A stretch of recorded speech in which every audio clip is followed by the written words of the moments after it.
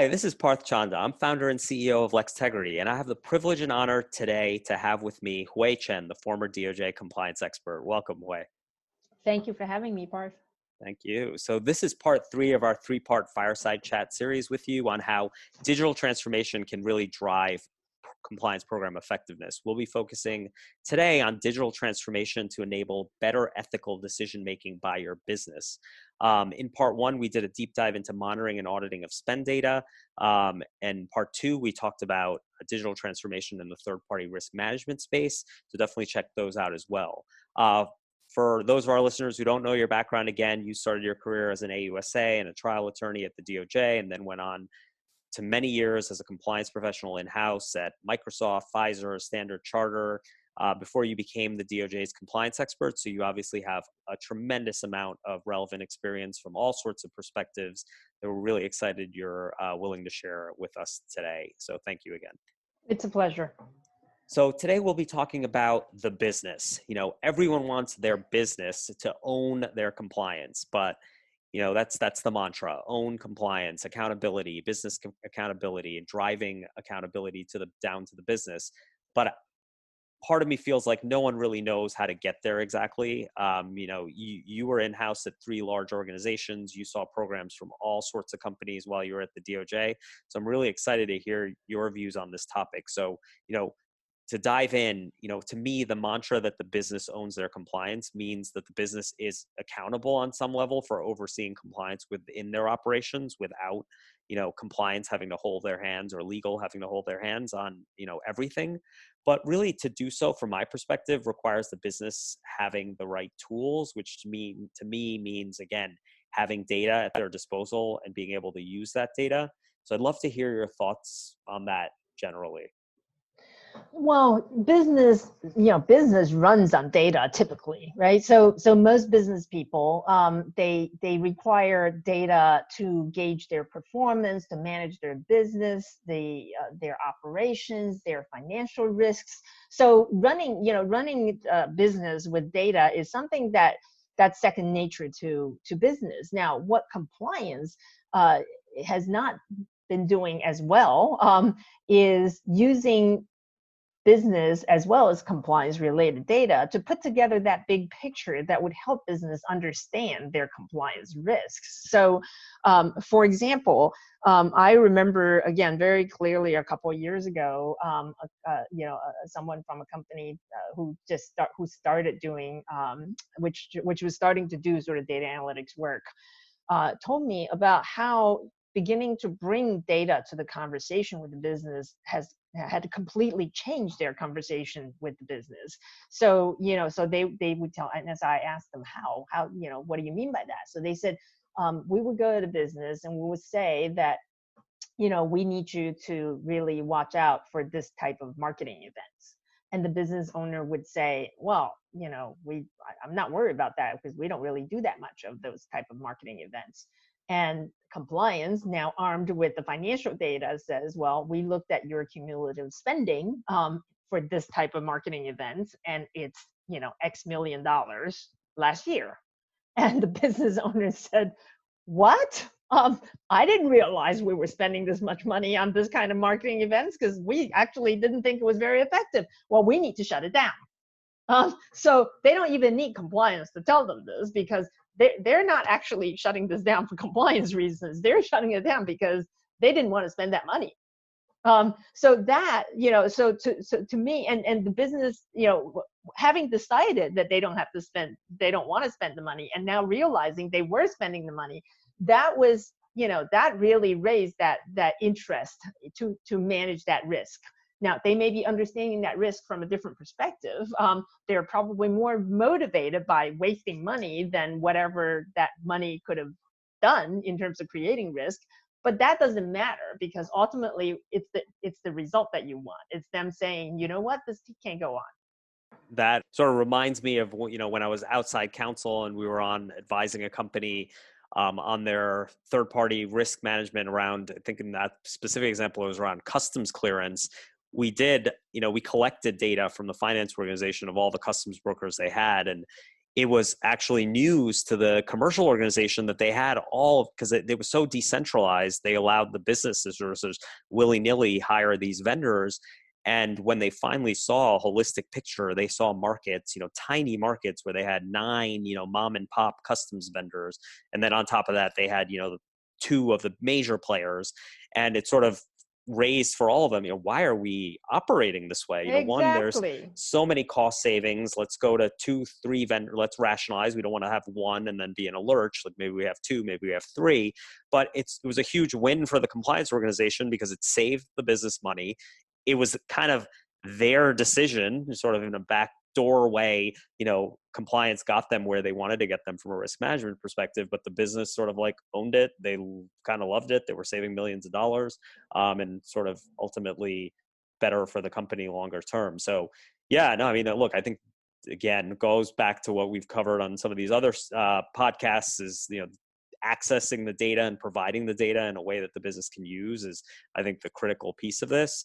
And, we've talked at length already about how easily some of that can be accessed and analyzed out of the box, even down to segregating data by region. We hear, from people we talk to, concerns about, well, we don't want to show the Brazil finance team Germany's data, which is completely, legitimate concern. And, tools can segregate data. They can segregate by region. We hear from pharma companies, you don't want to show the commercial folks the medical functions data.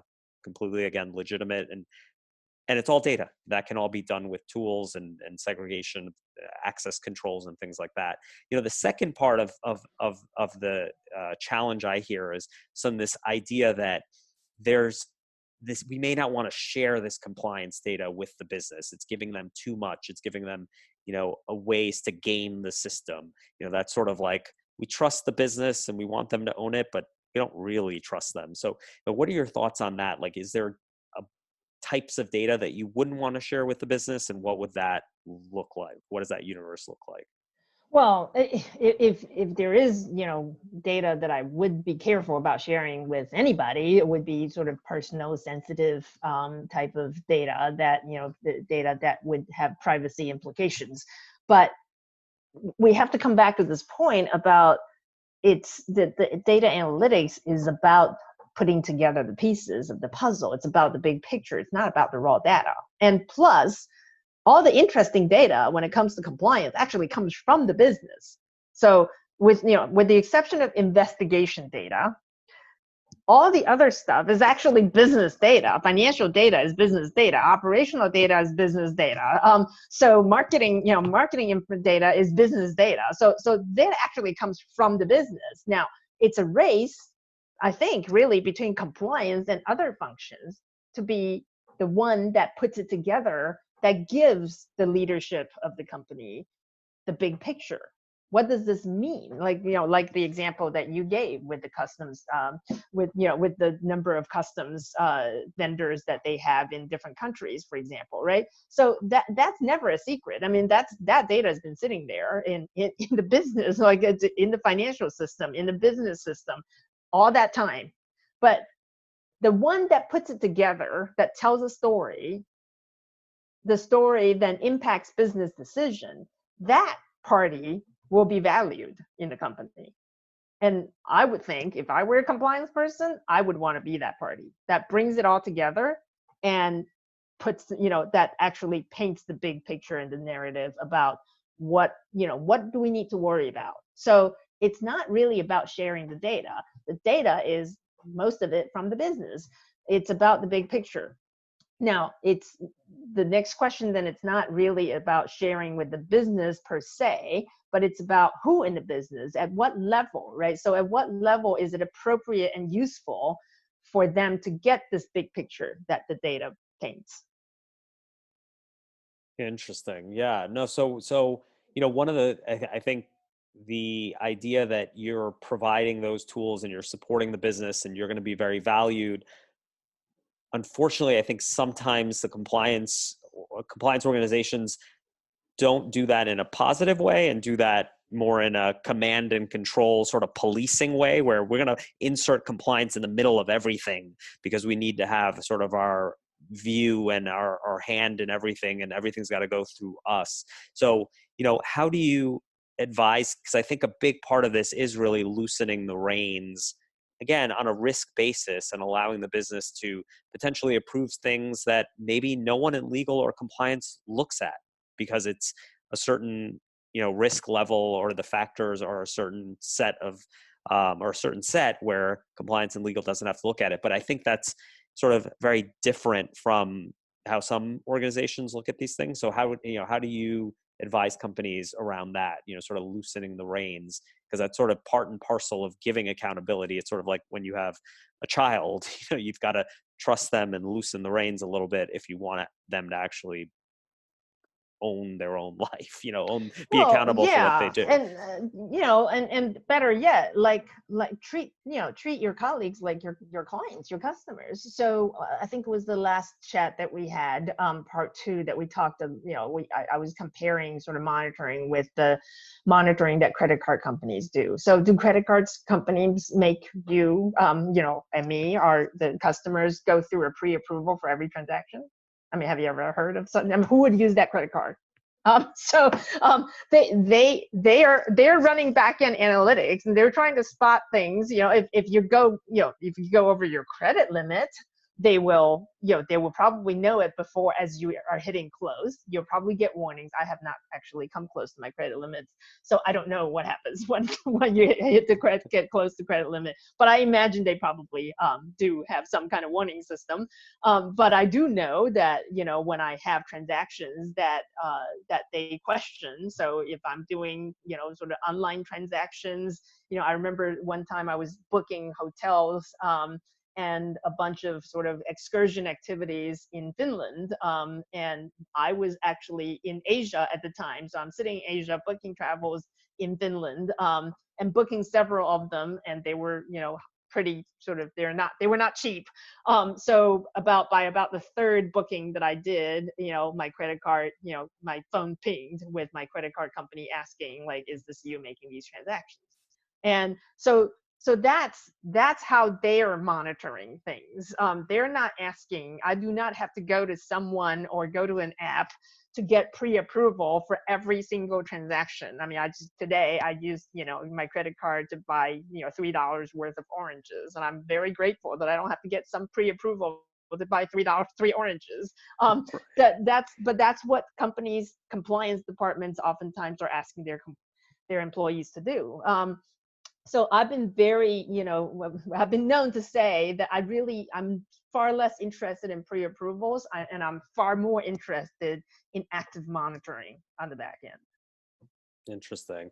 Yeah. And then, to your credit limit analogy too, that sort of goes to this whole concept of, are your systems and your processes smart enough to be monitoring and calculating that, on a ongoing basis. So, even when you talk about pre-approvals, and you have companies that do pre-approvals of support, meals, entertainment, with government officials, or, charitable donations and the like, are the systems, sort of disembodied, where every request sort of stands alone, or as part of the approval based on the aggregate amount this government officials received from January 1 of the calendar year, or this charities received? And, so again, using that credit limit analogy, once you've hit a certain threshold of frequency or amount, then it's going to get, escalated for review. But once you're, so long as you're under that, and you're not anomalous in any other sort of way, the analytics aren't showing any sort of other anomalous factor, it's going to get sort of, go through or not even need approval. So,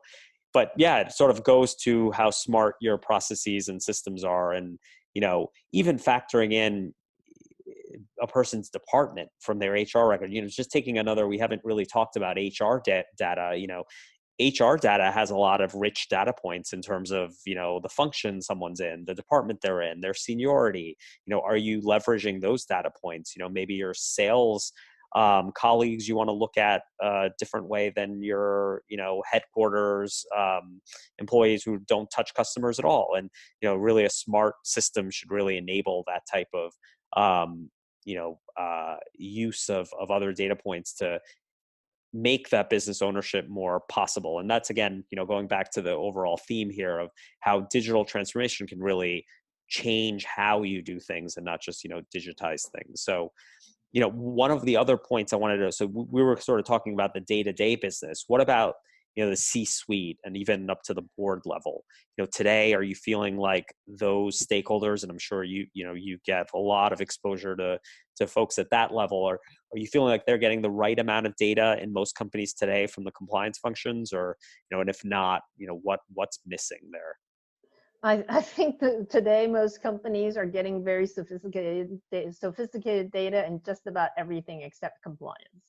so I really, I mean, one of the things that that I often do, obviously, is working with companies, and you don't know how often. And one of the things that I routinely review, for example, would be reports that compliance departments make to senior management and boards. And I see the same thing that you would see 10 years ago: the number of investigations, where they are, the number of people, percentage of people who attended and completed training. It's frankly, to me, that training information is utterly useless. It would be far more interesting to me, if I were in senior management, to look at things like the kind of spend patterns, the big pictures when it comes to risk. Where are we seeing the risk based on the data that we are putting together?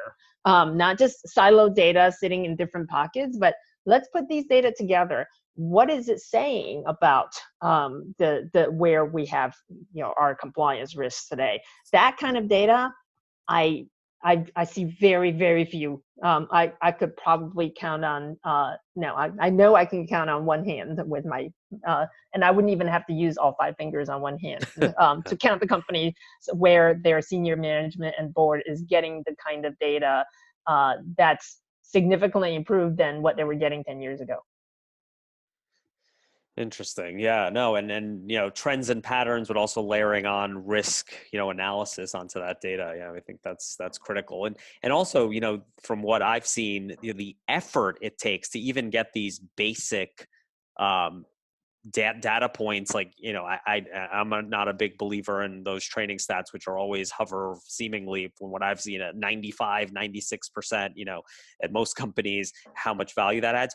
But I feel like compliance organizations still spend a lot of time even capturing this data, because the LMS system's not integrated into these other systems to pull this data. So they've got to get manual reports and then put them into a PowerPoint. The amount of time that I spent at companies that I've worked at, let's say, just wrangling this basic data that's not just, again, KPIs and not really data analytics, spending time making PowerPoints that it didn't, realize that it became a compliance professional really to make PowerPoints all day. That stuff can really be solved today with data analytics, with dashboards, like a world where the board and C-suite have a real-time, as you mentioned, a real-time dashboard of their spend, where transactions are risk ranked and markets are risk ranked by their transactional spend, et cetera. That's possible today. And, it's, again, hoping more companies move in that direction for sure. So one of the things I wanted to touch on, because I know you've spoken and written a lot on this, is the behavioral ethics, behavioral sciences side of this. So, all of the emerging research on this, and maybe not even emerging at this point, that, compliance organizations are starting to take into account, is fascinating. The fact that everyone thinks that they're more ethical than they really are. And, the research shows that people get less and less ethical as it gets closer to the decision that actually implicates their ethics. The traditional approach of providing an e-learning once a year, where someone's, on their email and clicking through their e-learning until they're finished, and they answer these easy quiz questions, and then you get a written policy that you certify to, and then it sits on a shelf. It feels to me like compliance teams aren't really equipping their business in real time and really taking into account that behavioral ethics component, which is 6 months after you've watched the e-learning, your employees watch that e-learning module and put that policy on their shelf, and they're actually faced with that customer requesting that they make a donation to this charity. Are they thinking about things the right way? How do you think about that? How would you advise compliance organizations to really address that, to me, and tell me if you disagree, that sort of yawning gap between how companies are preparing their employees for these ethical questions and how it actually sort of goes down for the business. How do you think about that? Well, I have to say I'll give credit for this analogy to my friend Ricardo at Broadcat. So to take at least this is the way I interpreted his analogy. If we take the compliance approach on training and apply it to driving, so we would have people come into a driver's ed class once a year or e-learning, and they would go online, they would take the e-learning, and then they go out to the world. There will be no stop signs and no traffic lights. Yeah. Right? That's how compliance people would do driving in traffic. It's really, I thinking back certainly to the days when I was doing compliance, especially early years.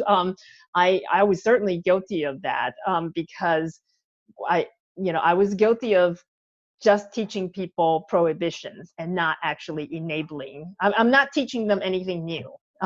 That it's wrong to bribe, it's wrong to conspire to fix prices with competitors. And that's nothing new. So if I take that driving analogy even further, that driver's ed class wouldn't even teach you anything but say things like, you should drive carefully. So you would go on e-learning, and the e-learning would say things like, you should drive carefully, you should not hit people, you should not collide with other cars, and then send you out into the world with no stop signs and no traffic lights. Right. Right? So that's, is it ever, when you think about it, is it any wonder that we continue to have problems? And one of the things that I loved, when I was, and I think, we have this sort of Morgan Stanley case to blame. So this happened, I think, back when you and I were both working at the same company.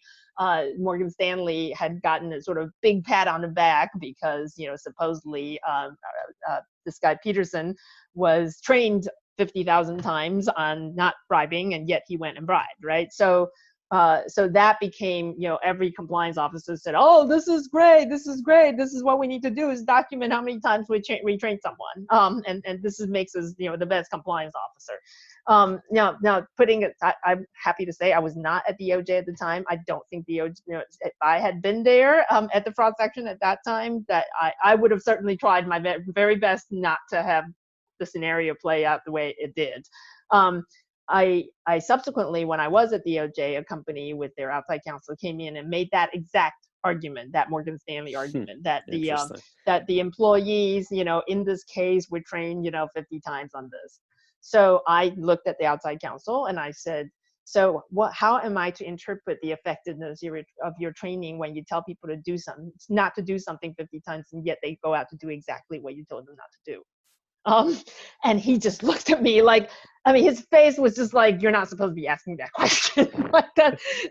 But really, in the real world, that's exactly the question that needs to be posed. If you keep telling people not to do something, yet they continue to do what you tell them not to do, what did you just waste a whole lot of time, right? So what I think people really want is enabling them, is not to say don't bribe or don't collude, but you teach a 25-year-old salesperson what to do when your customer hints at wanting a bribe, what to do when your competitor approaches you and say, let's just agree on a price, right? So it's not realistic to to tell a 25-year-old to say you just walk into your customers with a multi-million-dollar deal on the table, and the customer hints at something and you say, no, we can't do that.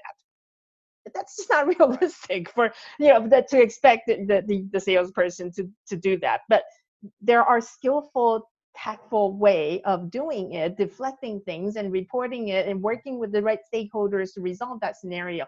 We're not teaching them any of that. We're just teaching them you can't do it, and that's not helpful.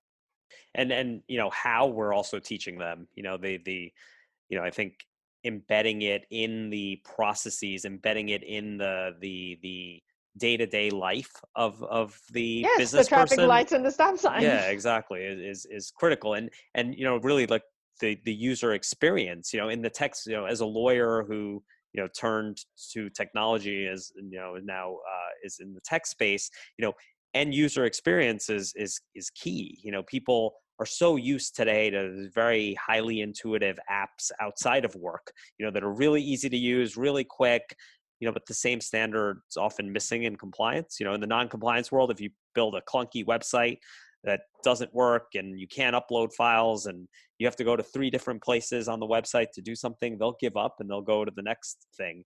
But in the compliance world, your business obviously doesn't have anywhere else to go. Where they will sometimes go is just not through your system, coming up with workarounds, coming up with creative things to sidestep the process. From your perspective and having, worked in a number of companies and advised many, many companies on how the business actually interacts with the compliance function, and, different interfaces and experiences and paper-based things, SharePoint, et cetera, how much of an obstacle is that interface and that experience in your view, between the compliance and the business to actual effective compliance? Oh, it's huge. I mean, I think, like you said, people are very used to things that are very user friendly in their daily lives, and they just don't. They have less and less patience with clunky systems that look and that's not user friendly, that look clunky and feel clunky. I remember, again, when I was at the fraud section, there was a company that came in, and one of the things they said was that they had built this compliance intranet site, but people are not using it. So they said they were at least tracking, like, how many times people have accessed, but people are not using it. And they said, we have uploaded all of this stuff on there and people are just not using it. So I looked at, I looked at their site and I said, well, let me ask you a question. I think this is why, like, I think they're, people always were kind of surprised by the kind of questions I asked. So I said, if you develop a product and people don't buy it, whose fault is that? Right. Right? You can't blame the user. I mean, they're not using it. Maybe you should think about why they're not using it. They're not using it because they're bad people. They're not using it because they don't like you, but they're not using it because it's not easy to use. It's that simple. So I do think to me, it's very important about the credibility. I mean, I think you said at one point in our 3 conversations that, the compliance is a function that nobody wanted to have in the first place. So so you really have to build that credibility very judiciously, and you don't do it by making people do unnecessary things. I had a colleague when I was a Standard Chartered, who worked with me, and he said, I want the business to know that when I come and ask them for something, it's only because I have exhausted all other options. And I think he's right, because when business trusts that you would not inconvenience them just to convenience yourself, they will be more likely to cooperate. And by building clunky systems, by making people go through hoops that you could easily have done by extracting data, existing data, are ways that compliance lose credibility within the organization. Yeah, no, agree fully. I mean, that may be a really great place to sort of end the conversation, because I think that leaves, I think our listeners with a lot to think about. I think thank you first so much for all 3 of these sessions. Again, my main driver here is really to help compliance organizations understand that, digital transformations, again, not just about moving things online. It's really changing how compliance operates. And I think you've really illustrated all of those different ways. And so I really hope, this 3-part series that you've been part of, Hui, I hope it helps every compliance organization on their digital transformation journey. Thank you, everyone, for listening. Hui, thank you so much for your time and for your insights. Thanks for having me.